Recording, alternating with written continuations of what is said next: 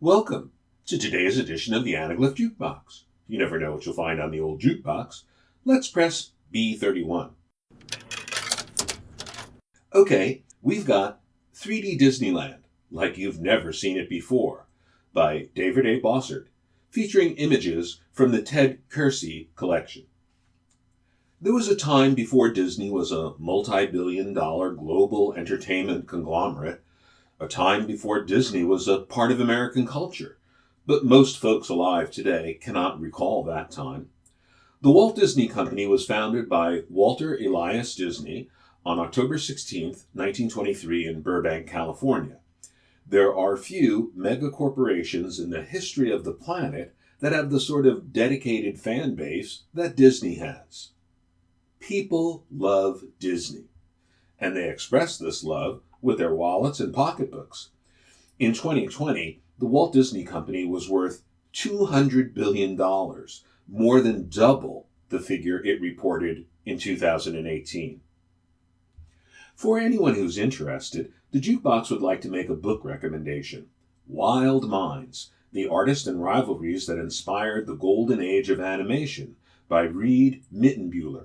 It's the place to go if you'd like to learn the unvarnished version of how Walt Disney became Hollywood's favorite uncle and about the empire he built based on animated cartoons. Disney had broken off the screen and into real life on July 17, 1955 in Anaheim, California, when he opened Disneyland, the only theme park designed and built to completion under his direct supervision. Its official slogan: the happiest place on earth. 3D Disneyland is the only book to document this iconic amusement park in 3D from 1955 through the 1990s. Author David A. Bossert says it clearly, quote, "That is the wonder of 3D photography. It can capture a moment in both time and space for posterity." The Jukebox's friend Jeff will sell you a copy today, and you can be reading it and viewing it tomorrow. Most of the 3D photography is by Ted Kersey, 1955 through 1958, and from 1980, the 25th anniversary of Disneyland.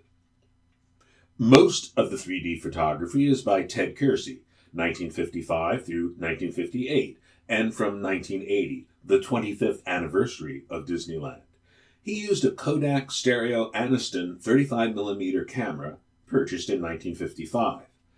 These are supplemented with images by Patrick Swinia, who also converted all the original images into anaglyphs for this book. He took 3,000 DPI scans of each right eye and left eye view for this work.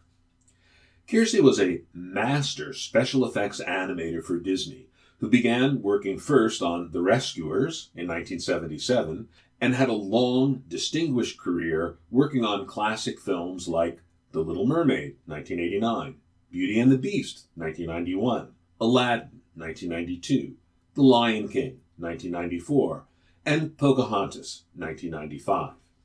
Kersey was also a dedicated stereo card collector who specialized in the mining towns and camps of Colorado. On vacations, he would travel to the state and track down the sites in his views and take a new stereo shot of that same location. So a mining shot from 1870 might have a 1970 after image, showing what the site looked like now, or rather then. And after all the movie palaces, the ships, the trains, the jungle cruises, the haunted mansions, the carousels, and the space rocket, the final image in this presentation is a shot of Walt Disney standing in front of the Fantasyland Castle at the grand opening of Disneyland on July 17, 1955. He's got a great big grin on his face. Surely, this photo captures Walt at one of the happiest moments in his life.